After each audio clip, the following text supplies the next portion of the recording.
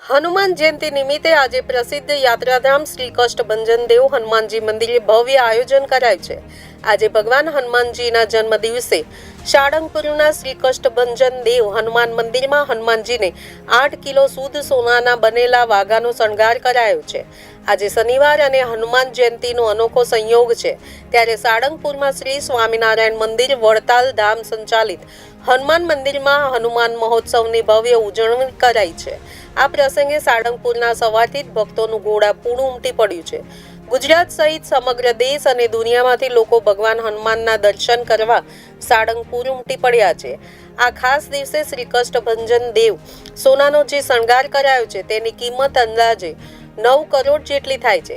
આજે શ્રી કષ્ટભંજન મંદિરમાં સવારે 5:15 કલાકે મંગળા આરતી થઈ હતી।